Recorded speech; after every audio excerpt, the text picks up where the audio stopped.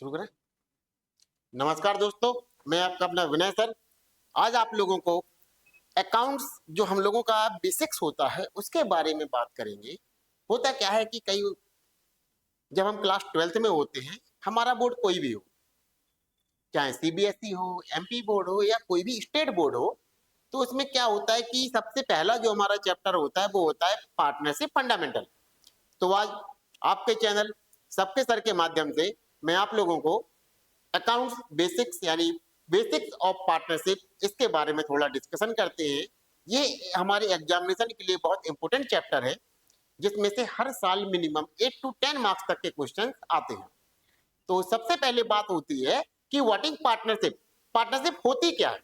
तो जनरली अगर हम लोग बात करें तो बोले दो या दो से ज्यादा लोग मिलकर आपस में मिलकर उन्होंने कोई बिजनेस शुरू कर दिया, उससे होने वाला जो भी प्रॉफिट हुआ या लॉस हुआ उसको आपस में एक पर्टिकुलर रेशियो में डिस्ट्रीब्यूट कर लिया, तो क्या हो गया? पार्टनरशिप हो गई। तो ये तो हमारी आम बोलचाल की भाषा में पार्टनरशिप का या साझेदारी का मीनिंग हो जाता है। लेकिन पार्टनरशिप का वास्तव में मीनिंग क्या होता है, तो हम बात करते हैं meaning of partnership. Partnership is formed by an agreement. So partnership agreement may be written और ओरल। पार्टनरशिप है क्या? एक एग्रीमेंट के द्वारा किए जाने वाला बिजनेस है। अब ये जो एग्रीमेंट होता है दो या दो से ज्यादा लोगों के बीच में, या तो रिटन में भी हो सकता है या वर्बली, ओरली या मौखिक भी हो सकता है। So the agreement should be share the profits of the business. Agreement किस बात का होता है? एग्रीमेंट होता है कि बिजनेस से होने वाला जो भी प्रॉफिट है, इस प्रॉफिट को, इस लाभ को हम लोग आपस में डिस्ट्रीब्यूट करेंगे या बांटेंगे। So firm's business may be carried on by all the partners or any one of them acting for all। अब जो फर्म का बिजनेस है, अब उसकी जो एक्टिविटीज होती हैं, तो इन एक्टिविटीज को या तो कोई एक पार्टनर सभी के बिहाफ पे करेगा, बाकी सारे पार्टनर्स क्या करेंगे? कैपिटल दिया, थोड़ा मैनेजमेंट देगा, बस बैठ गए। लेकिन एक पार्टनर उसमें एक्टिवली वर्कआउट करता रहेगा, या फिर सारे पार्टनर्स मिलजुल कर काम करेंगे। जो उनकी रिस्पॉन्सिबिलिटी होंगी, जो उनको उत्तरदायित्व होंगे, जो जिम्मेदारियां होंगी, उन्हें आपस में बांट लेंगे। इसके बाद आता है कि एज पर द लॉ, कानून के अनुसार, it is not necessary to have a written agreement. ये जरूरी नहीं कि हम एक एग्रीमेंट हो तो रिटन एग्रीमेंट हो, हम वर्बली भी पार्टनरशिप कर सकते हैं। सो but to avoid the trouble in managing the affairs of the partnership firm, it is always advisable to have a written partnership deed। तो लेकिन जो पार्टनर्स के बीच में डिस्प्यूट्स होते हैं, झगड़े होते हैं, जो परेशानियां होती हैं, उनसे बचने के लिए ये सलाह दी जाती है कि जब भी हम पार्टनरशिप करें या साझेदारी करें तो इसके लिए हमारा एग्रीमेंट रिटन में होना चाहिए। अब इसके लिए क्या करते हैं, जो पार्टनर्स होते हैं एक पार्टनरशिप डीड तैयार करते हैं। पार्टनरशिप डीड का मतलब होता है एक ऐसा डॉक्यूमेंट जिसमें पार्टनरशिप की साझेदारी की जितनी भी शर्तें होती हैं सारी की सारी लिखी होती हैं। कितने पार्टनर हैं, उनके क्या क्या काम है, कितना कैपिटल दिया, प्रॉफिट किस तरह से लेंगे, सारी कुछ शर्तें, बिजनेस का क्या नाम है, बिजनेस कहाँ पर ऑपरेट होगा, क्या बिजनेस किया जाएगा, सब कुछ किस में रहता है? आपका पार्टनरशिप डीड में रहता है। इन केस ऑफ डिस्प्यूट बिटवीन और अमंग द पार्टनर्स, अगर पार्टनर्स के बीच में कभी डिस्प्यूट्स होते हैं तो उन डिस्प्यूट्स को सुलझाने के लिए जो हमारी पार्टनरशिप डीड होती है वो काम आती है। चलिए सपोज दैट हमने माना राम और श्याम करके दो पार्टनर हैं, आपस में बढ़िया उनका बिजनेस चल रहा है, 10 15 20 साल हो गए बिजनेस करते हुए। लेकिन एक समय ऐसा आया कि दोनों पार्टनर्स के बीच में अनबन होने लगी। जब अनबन होने लगी तो उन्होंने क्या देखा कि भाई पार्टनरशिप तो चल नहीं पाएगी, या हो सकता है कोई एक पार्टनर बेईमानी पे उतर आया, तो दूसरा पार्टनर गया कोर्ट में। तो पहुंचे कोर्ट में, बोले माय लॉर्ड, जज साहब, हम दो पार्टनर थे, एक ने बेईमानी कर दी। तो जज साहब क्या कहेंगे? भैया आपकी पार्टनरशिप डीड कहाँ है? उन्होंने कहा डीड तो नहीं है। तो जज कहेंगे कि भाई अगर इतने समय से आप बिजनेस कर रहे हो और आपने पार्टनरशिप डीड नहीं बनाई है, ये तो आप दोनों की बेवकूफी है। अब इस झगड़े को हम कैसे सुलझाएंगे? और अगर डीड होती तो 2 मिनट लगते हैं फैसले को देने में, या पार्टनर्स आपस में बैठ के भी डीड के अनुसार अपने सारे के सारे डिसीजन ले लेते हैं और उनका जो डिस्प्यूट था वहीं पर खत्म हो जाता। अब इस केस में तब क्या होता है, हमारे भारतीय संविधान की सबसे अच्छी विशेषता ये है कि कैसी भी सिचुएशन हो, अच्छी से अच्छी हो या बुरी से बुरी हो, हर किसी के लिए कोई ना कोई प्रोविजन या प्रावधान बनाया गया। तो इसी के लिए पार्टनरशिप में अगर हम बात करें तो सबसे पहले बनाया गया इंडियन पार्टनरशिप एक्ट 1932। जब ब्रिटिशर्स का राज था तो उन्होंने क्या किया, एक एक्ट बनाया, इंडियन पार्टनरशिप एक्ट 1932 में ये पास हुआ, इसलिए इसको बोला गया इंडियन पार्टनरशिप एक्ट 1932। इसके सेक्शन 4 के अनुसार व्हाट इज पार्टनरशिप, तो partnership is the relationship between persons. Partnership क्या है, लोगों के बीच में एक संबंध है, एक साझेदारी है, who have agreed to share the profits, जो किसी एक बिजनेस के होने वाले प्रॉफिट को आपस में बांटने के लिए तैयार हैं। And business carried on by all और any one of them acting for all. अब जो बिजनेस होगा या तो कोई एक उसमें एक्टिवली पार्टिसिपेट करेगा या सारे पार्टनर्स मिलकर काम करेंगे। ये हो जाता है हमारा पार्टनरशिप का मीनिंग। अब इसकी कुछ विशेषताएं होती हैं, तो विशेषताएं क्या होंगी या फीचर्स इसके हम कह सकते हैं। सबसे पहले आता है टू और मोर पर्सन, कम से कम 2 लोग यहाँ पर होने चाहिए। अब सिंगल पर्सन थोड़ी पार्टनर होगा, जब कम से कम 2 लोग होंगे तभी तो पार्टनर होगा, तभी पार्टनरशिप होगी। तब उन्होंने क्या किया, इसके लिए मिनिमम नंबर 2, यानी मिनिमम कितने पार्टनर्स होने चाहिए, 2, लेकिन मैक्सिमम की भी एक लिमिट बना दी गई। इन 1932 the limit was 20 partners, but in Indian Companies Act 2013 maximum number of persons or partners will be 50। 2013 के अनुसार क्या होगा, इसमें जो मैक्सिमम नंबर होंगे वो कितने होंगे हमारे 50, यानी कि 50 होंगे। दूसरा, एग्रीमेंट बिटवीन द पार्टनर्स। अब क्या होगा, यहाँ पर पार्टनर्स के बीच में एक एग्रीमेंट होगा, उस एग्रीमेंट पे सारे पार्टनर सहमत होंगे, एग्री होंगे, तब कहीं जाके हमारा पार्टनरशिप बिजनेस कंटिन्यू होगा, लॉफुल बिजनेस। ये सबसे बड़ी बात हो जाती है कि जो बिजनेस होना चाहिए लीगल होना चाहिए। इल्लीगल बिजनेस में कोई पार्टनरशिप नहीं होती है। बिजनेस की जो भी एक्टिविटी होनी चाहिए वो लीगल होगी। इल्लीगल बिजनेस में कभी भी कोई भी पार्टनरशिप नहीं होती है। पार्टनरशिप होती है तो वर्बली होती है, रिटर्न में कुछ नहीं होता उसमें। क्यों? क्योंकि हम उसको कहीं पर कोर्ट में चैलेंज कर ही नहीं सकते। जब कोर्ट में चैलेंज नहीं कर सकते तो बिजनेस कैसा हो गया, वो हमारा इल्लीगल हो गया। फिर आता है शेयरिंग ऑफ प्रॉफिट्स। तो ये जरूरी हो जाता है पार्टनर्स के लिए कि जो इनका प्रॉफिट या लॉसेस हैं वो क्या करेंगे, आपस में डिस्ट्रीब्यूट करेंगे। तो जो प्रॉफिट और लॉस होता है उसको डिस्ट्रीब्यूट करने के लिए इनके कुछ पर्टिकुलर रेशियो होते हैं। तो रेशियो क्या होता है, सबसे पहले होता है इक्वल रेशियो, कि जो भी बिजनेस होगा उससे होने वाला जितना भी प्रॉफिट है सभी पार्टनर में बराबर बराबर बांट दिया जाएगा। दूसरा होता है कैपिटल रेशियो। कैपिटल रेशियो का मतलब कि जो भी प्रॉफिट होगा उस बिजनेस के प्रॉफिट को सारे पार्टनर्स जिन्होंने जितना कैपिटल बिजनेस में इन्वेस्ट किया उसके अनुसार आपस में डिस्ट्रीब्यूट कर लेंगे।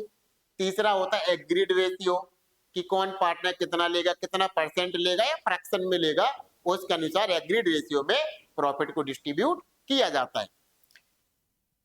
फिर आता है आपका business carried on by all और any one of them acting for all, कि जो बिजनेस होगा वो सारे पार्टनर्स के द्वारा मैनेज किया जाएगा या उनमें से कोई एक पार्टनर बिजनेस को मैनेज करेगा।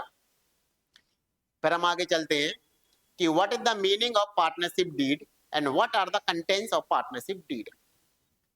तो जनरली क्या बोलेंगे, पार्टनरशिप एक एग्रीमेंट होता है। तो जब ये एग्रीमेंट हमारा रिटन होगा या ओरल होगा, तो जर्नली क्या है, हमने बोल दिया एग्रीमेंट है। अब लेकिन इस एग्रीमेंट को हम जर्नली लेते हैं, साधारणता लेते हैं, बोले रिटन में। पार्टनरशिप डीड क्या हो गया, एक रिटन डॉक्यूमेंट हो गया जिसमें हमारी जो भी साझेदारी है, जो पार्टनरशिप है, उसकी सारी टर्म्स कंडीशंस, पार्टनरशिप की शर्तें, ये सब कुछ उसमें लिखी होती है कि पार्टनर क्या करेंगे, क्या नहीं करेंगे, क्या क्या उनकी जिम्मेदारियां हैं, क्या क्या उनके कर्तव्य, क्या उनके अधिकार हैं, किसने कितनी कैपिटल दी, कितनी कैपिटल नहीं दी, और भी काफी सारी चीजें होती हैं, वो हम एक एक करके नीचे पढ़ते हैं। तो सबसे पहले आया आपका कंटेंट्स ऑफ पार्टनरशिप डीड में देखेंगे name of the firm, address of the firm and it's main business. Firm का नाम क्या है, उसका एड्रेस क्या है और मेन बिजनेस क्या है, किस तरह के बिजनेस में ये लोग डील करते हैं। Names and addresses of all the partners, जितने भी पार्टनर हैं उन सभी का नाम, उनका पता, residential address, date of commencement of partnership, partnership हमारी कब तैयार की गई, कब से इन्होंने बिजनेस शुरू किया, capital contributed by each partner, her partner ने कितनी कितनी कैपिटल दी, कोई पार्टनर कम देता है तो कोई ज्यादा देता है, वो डिपेंड करता है कि जब पार्टनरशिप हमने शुरू की तो उसके पहले किस तरह की कंडीशंस पे हम लोग एग्री हुए। Ratio in which profits and losses are to be shared by the partners, वो रेशियो जिसमें बिजनेस के होने वाला प्रॉफिट या लॉस को डिस्ट्रीब्यूट किया जाएगा। Salaries, commission, allowances payable to the partner, partner को अगर कोई पार्टनर बिजनेस में ज्यादा काम करता है उसको कितनी हमको सैलरी वेतन देना है, कितना कमीशन उसको देना है, या अदर टाइप के अलाउंसेस जो होते हैं, रेम्यूनरेशन जो होते हैं पार्टनर को किस तरह से देना है। Rights, duties and liabilities of the partners, duration of partnership है इफ एनी, पार्टनरशिप का ड्यूरेशन क्या है, क्योंकि अलग अलग टाइप की पार्टनरशिप होती है, कुछ टाइम बाउंडेड होती है, कुछ प्रोजेक्ट बाउंडेड होती है, कुछ जर्नल पार्टनरशिप हमारी चलती रहती है। मोड ऑफ ऑडिटर्स अपॉइंटमेंट, अब बिजनेस के जो भी डॉक्यूमेंट्स होंगे, जो भी अकाउंट्स होंगे, उन सभी का ऑडिट किया जाएगा, तो जो ऑडिटर होगा उसका अपॉइंटमेंट हम किस तरह से करेंगे। Accounting period of the firm, तो बिजनेस की बुक्स कब ओपन करेंगे, कब क्लोज करेंगे, तो जर्नली यहाँ पर जो हमारा सबसे कह सकते हैं कैपेबल या माना जाता है कि जर्नली चलता ही रहता है, that is called financial year, वित्तीय वर्ष जिसको बोला जाएगा। और दूसरा एक होता है एक हमारा कैलेंडर ईयर, तो कैलेंडर ईयर या फाइनेंशियल ईयर जो भी हम लेना चाहें, but as per the companies act 2013 हम लोगों को फाइनेंशियल ईयर को ही या वित्तीय वर्ष को ही फॉलो करना होगा। तो rules regarding the operation of bank account, कि जो बैंक अकाउंट होगा, फर्म का अकाउंट होगा, उसको किस तरह से रेगुलेट करेंगे, किस तरह से ऑपरेट किया जाएगा। Loan, after that loan given to the firm by a partner, interest on that loan payable to the partner, बीच में बिजनेस को पैसे की जरूरत पड़ी तो बिजनेस ने क्या किया, किसी पार्टनर से पैसा ले लिया तो उसको ब्याज दिया जाएगा। बाय द वे अगर मार्केट से हम पैसा उधार लेते या उठाते तो उस पर हमें क्या करना पड़ता, ब्याज देना पड़ता है। इसी तरह से पार्टनर को भी यहाँ पे क्या किया जाएगा, एक ब्याज दिया जाएगा निश्चित राशि का या निश्चित परसेंटेज से प्रतिशत पर या फिक्स परसेंटेज पे इसको इंटरेस्ट पे किया जाएगा।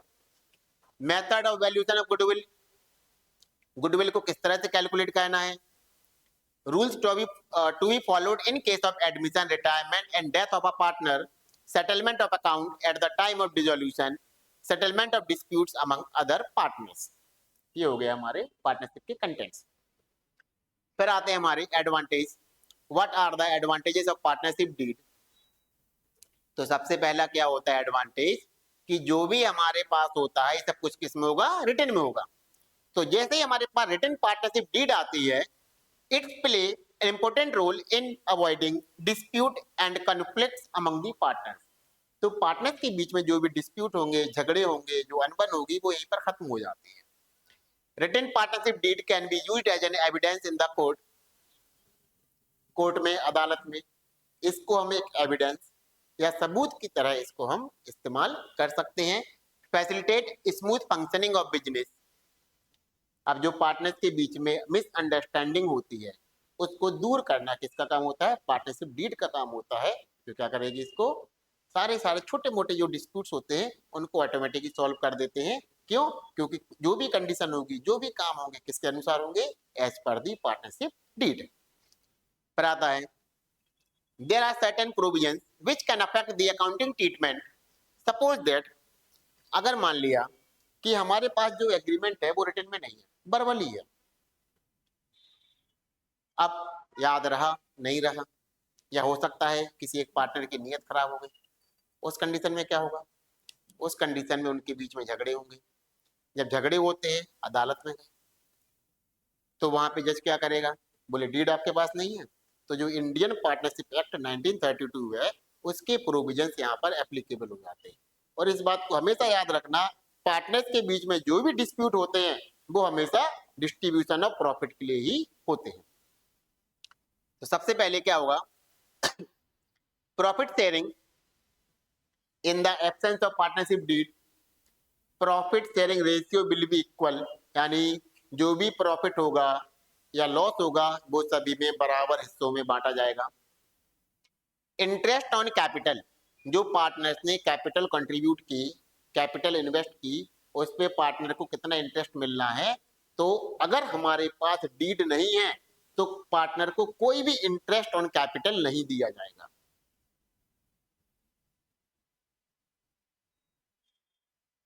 इंटरेस्ट ऑन लोन, अगर पार्टनर ने अपनी कैपिटल के अलावा बिजनेस को लोन दिया है तो उस पे ब्याज मिलेगा, वो कितना मिलेगा, 6% वार्षिक दर से, यानी 6% पर एनम की दर से उसको हर साल इंटरेस्ट पे किया जाएगा। इंटरेस्ट ऑन ड्रॉइंग्स, अगर पार्टनर्स बिजनेस से ड्रॉइंग्स लेते हैं तो इस ड्रॉइंग्स पर कितना इंटरेस्ट चार्ज होगा, तो यहाँ पर कोई भी इंटरेस्ट चार्ज नहीं किया जाएगा। Salary remuneration to the partners, तो in the absence of partnership deed किसी भी पार्टनर को किसी भी तरह का कमीशन, ब्रोकरेज, सैलरी पे नहीं की जाएगी। पर आता है, जनरली पूछ लिया जाता है कई बार कि पार्टनर के राइट्स क्या होते हैं, उसके अधिकार क्या है। तो सबसे पहला जो राइट होता है, भाई हम पार्टनर है किसी बिजनेस में तो हमारा अधिकार है कि हम उसके मैनेजमेंट में एक्टिवली पार्टिसिपेट करें, हम उसके मैनेजमेंट में देखें क्या चल रहा है क्या नहीं चल रहा है, बिजनेस को किस तरह से रन किया जा रहा है।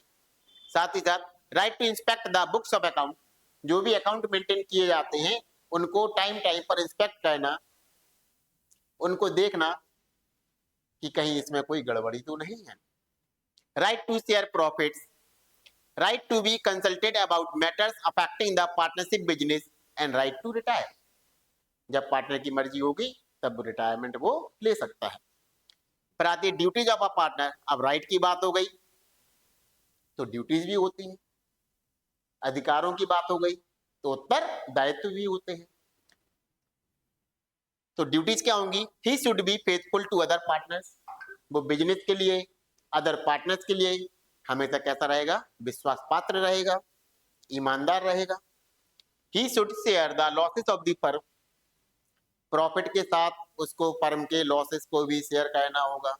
ये नहीं कि बोले प्रॉफिट तो हम लेंगे लॉस हम नहीं लेंगे, ऐसा नहीं चलेगा। To attend his duties diligently, जो भी उसकी ड्यूटीज होंगी, जो उसको वर्क असाइन किया जाएगा उसको पूरी निष्ठा से उन्हें करना होगा। He should not compete with the firm, ऐसा नहीं कि जो बिजनेस कर रहा है, जो पार्टनरशिप है उसी तरह का बिजनेस वो अलग से शुरू कर दे, ऐसा नहीं होगा। यानी एक पार्टनर अपने बिजनेस का खुद ही कंपटीटर नहीं बनेगा। अब इसके बाद आते हैं हमारे पास सबसे इंपॉर्टेंट डॉक्यूमेंट हो जाता है या अकाउंट हो जाता है आपका preparation of profit and loss appropriation account, जिसको हिंदी में हम लोग बोलते हैं लाभ हानि समायोजन खाता। होता क्या है कि हम लोगों ने क्लास 11th में फाइनल अकाउंट पढ़ा, जिसमें एक अकाउंट बनाया था हमने प्रॉफिट एंड लॉस अकाउंट। तो जो प्रॉफिट एंड लॉस अकाउंट होता है इसके जरिए हम बिजनेस का प्रॉफिट या लॉस निकालते हैं। अब उस प्रॉफिट को हम पार्टनर्स के बीच में किस तरह से डिस्ट्रीब्यूट करना है उसके लिए हमें बनाना होगा profit and loss appropriation account. तो जितने भी पार्टनरशिप के चार्जेस होते हैं, जो पार्टनर्स को मिलने वाली चीजें होती हैं, उनसे चार्ज करने वाले होते हैं, आइटम होते हैं, वो सारे के सारे हमारे कहां पर होते हैं, profit and loss appropriation account में। ये एक नॉमिनल अकाउंट होता है, इस बात को याद रखना। कई बार 1 मार्क में क्वेश्चन पूछा जाता है कि what is the nature of the profit and loss appropriation account, तो सिंपल सा इसका आंसर होता है it is a nominal account. ये क्या है, नॉमिनल अकाउंट है। तो इसका जो मेन पर्पज होता है कि to show the distribution of profit among the partners as per the partnership deed, कि जो पार्टनर्स के बीच में प्रॉफिट को डिस्ट्रीब्यूट करना है पार्टनरशिप डीड के अनुसार, उस प्रॉफिट को हम क्या करें, डिस्ट्रीब्यूट कर दें। ये एक टेम्परेरी अकाउंट होता है, इसका जो नेचर होता है नॉमिनल अकाउंट होता है।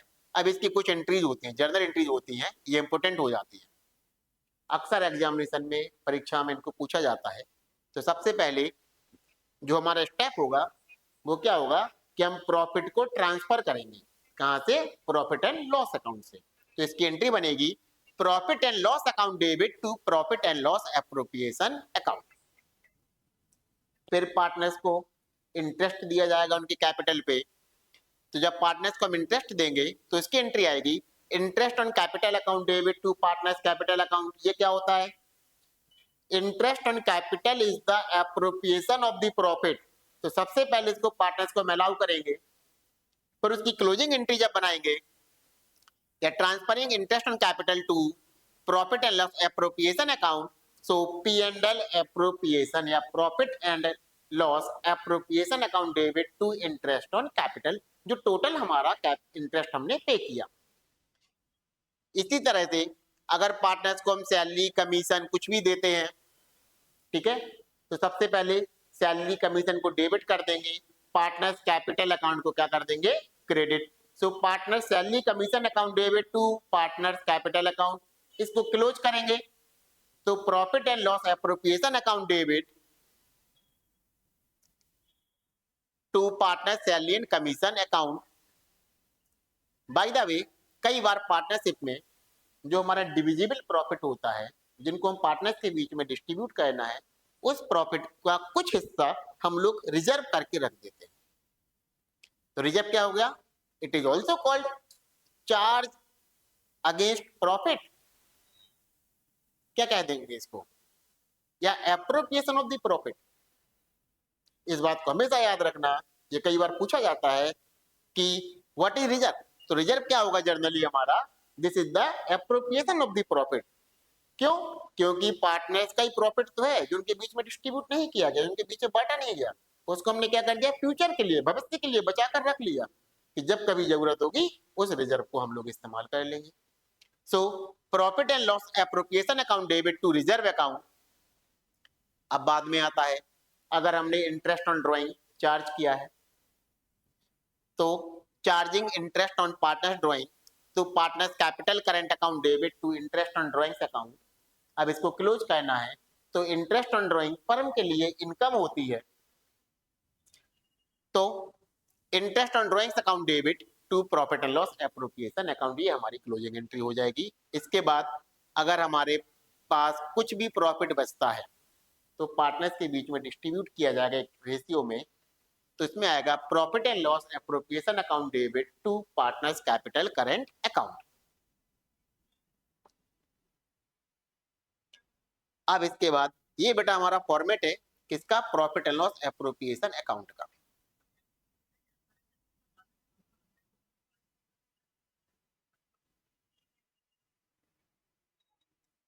तो सबसे पहले क्या लिया हमने, ऊपर लिखेंगे profit and loss appropriation account, ठीक है ना। लेफ्ट हैंड साइड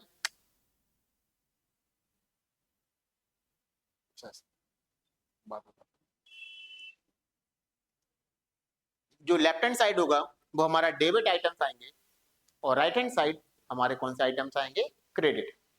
तो सबसे पहले प्रॉफिट लेंगे जो हम कहां से ट्रांसफर करेंगे, प्रॉफिट एंड लॉस अकाउंट से। उसके बाद हम लेंगे, अगर हमने पार्टनर्स की ड्राइंग पर इंटरेस्ट चार्ज किया है तो वो आ जाएगा हमारा, तो बाय लिखेंगे बाय इंटरेस्ट ऑन ड्राइंग्स। फिर डेबिट साइड में पार्टनर्स को हमने अगर कैपिटल पर इंटरेस्ट दिया है तो to interest on capital. Partners को हमने अगर सैलरी कमीशन कुछ भी दिया है तो वो आ जाएगा।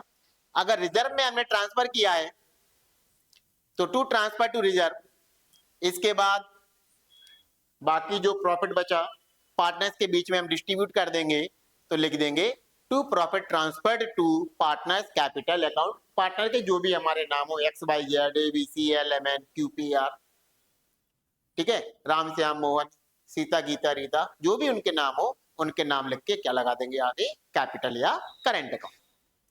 बट इस फॉर्मेट को आप देख लीजिएगा।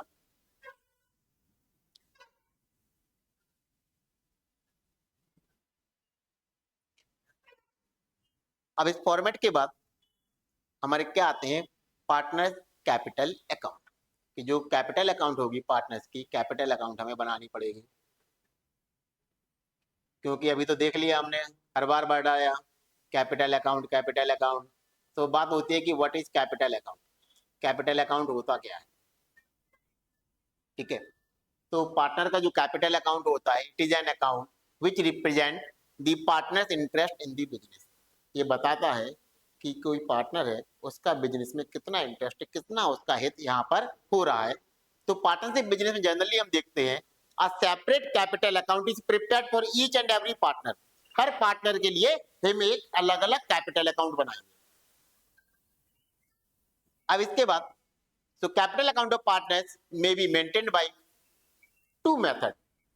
इसको कैपिटल अकाउंट दो तरह के हमारे हो जाते हैं। पहला क्या हो गया हमारा फ्लक्चुएटिंग कैपिटल मेथड, दूसरा हो जाएगा हमारा फिक्स कैपिटल मेथड। अब फिक्स कैपिटल अकाउंट, अब इसमें क्या होता है, capital remain the same, capital बराबर रहती है, जितनी बिगिनिंग में उतनी ही क्लोजिंग में रहेगी, इसमें कहीं कोई चेंजेस नहीं होते हैं। जब भी हमारी कैपिटल फिक्स होगी तो यहाँ पर दो तरह के अकाउंट हमें बनाने होंगे। पहला होगा कैपिटल अकाउंट, दूसरा होगा हमारा पार्टनर का करंट अकाउंट। जो भी फ्लक्चुएशंस होंगे, जो भी ऑब्लाइगेशंस होंगे, जो भी चार्ज होगा, सब कुछ कहाँ जाएगा, हमारा पार्टनर्स करंट अकाउंट में। अब पार्टनर की कैपिटल जो होती है, हम सोच सकते हैं कि कहीं कोई ऐसी कंडीशन तो नहीं हो सकती कि यहाँ पे पार्टनर की कैपिटल चेंज हो जाए। तो यहाँ पे सिर्फ दो सिचुएशन में पार्टनर्स की कैपिटल चेंज हो सकती है। कब, या तो उस कैपिटल को हम परमानेंटली विड्रॉ करें या फिर एडिशनल कैपिटल बिजनेस में हम इंट्रोड्यूस करें। इसके अलावा पार्टनर्स कैपिटल कभी भी चेंज नहीं होगी। प्रॉफिट हो, लॉस हो, इंटरेस्ट ऑन कैपिटल हो, सैलरी हो, कमीशन हो, ड्रॉइंग्स हो, सारे के सारे ट्रीटमेंट हमारे करंट अकाउंट में होते हैं। इसकी प्रिपरेशन भी कैपिटल अकाउंट की तरह होती है।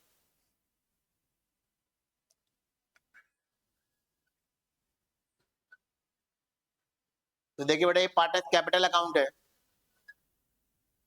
ये कौन सा मेथड है हमारा, जब कैपिटल हमारी फिक्स है। ठीक है ना, इन्होंने लिया कि हमने बेटा दो पार्टनर से हमने माना ए और बी।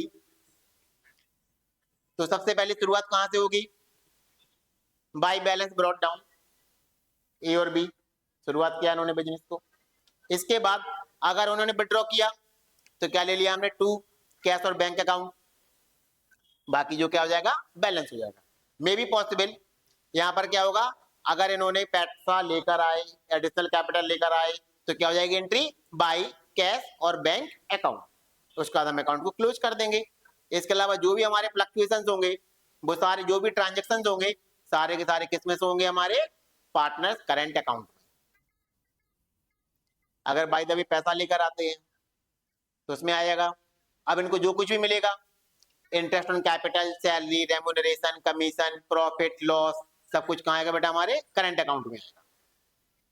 ठीक है, इस बात को याद रखना कि जब हम बैलेंस शीट तैयार करते हैं तो debit balance of current account is shown in the asset side of balance sheet and credit balance of current account is shown in the liability side of the balance sheet. So balance of capital account are always showing in liability side of balance sheet, as this account will always show a credit balance when capital is fixed.